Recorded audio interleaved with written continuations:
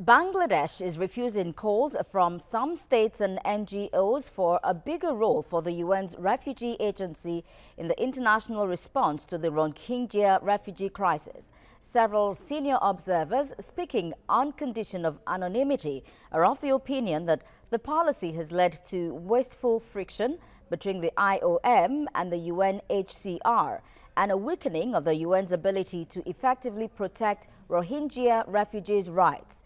Senior editor for Humanitarian News Service, Irene Ben Parker, joins me on the news for more on this. Thank you for joining me. Good morning.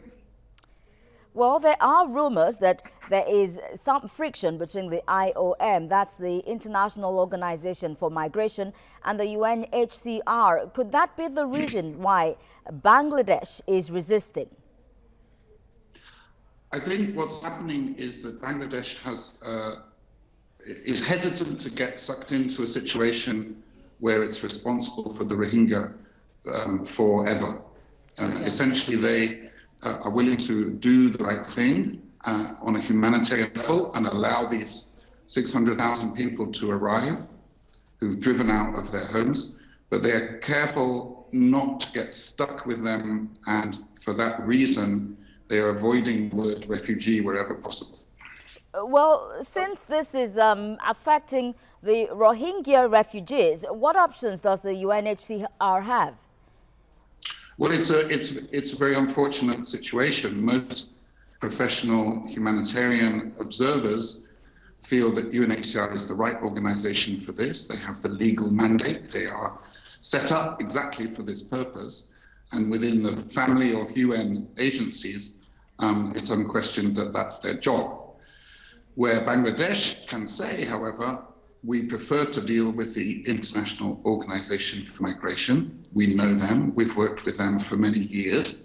And thanks, but no thanks. What does this have to do with what we hear about food fight? I think what it can mean is that Bangladesh will not give the refugees the full package of protections and human rights that they would hopefully enjoy if it were a more generous refugee-driven operation. So the international community will be looking closely to see if Bangladesh is actually trying to keep people in closed camps, is allowing them to move around, maybe to work, to interact with the local economy. If they are just warehousing refugees in military-style camps, obviously that's a great concern. And then I think this issue of which part of the international human rights apparatus should correctly be involved will come back again. Indeed, and that's my question now. Which of the organizations actually has statutory rights to handle this Rohingya refugee crisis? Is it the IOM or the UNHCR?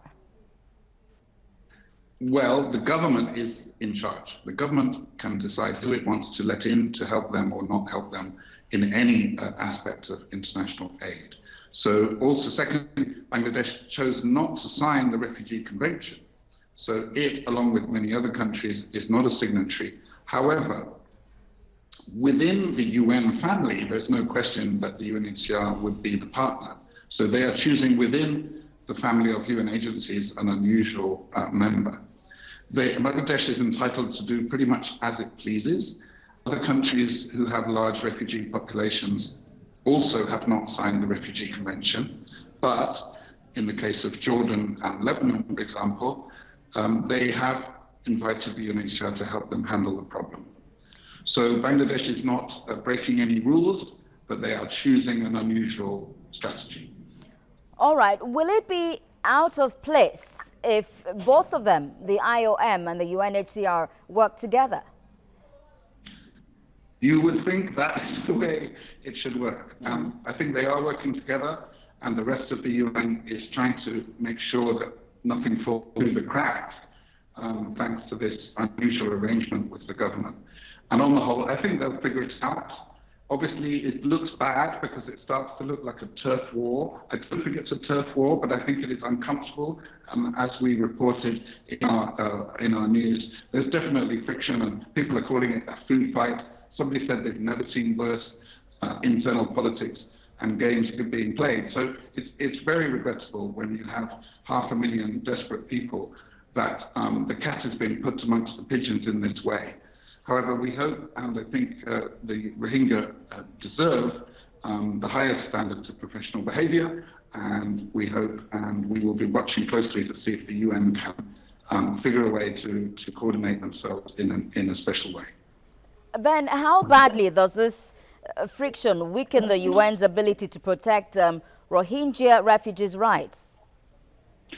Where we are, several observers have pointed out that IOM does not have the traditional skills or the legal mandate to protect refugee rights. This would involve things like making sure that refugees have the right to free movement, and that individual cases are not picked up and discriminated against.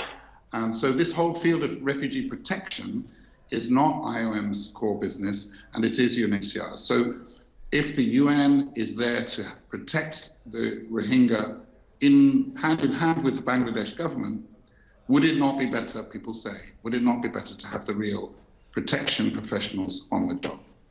Indeed. Bangladesh doesn't really want to keep these people forever, and therefore is resisting, anything that makes their status appear permanent.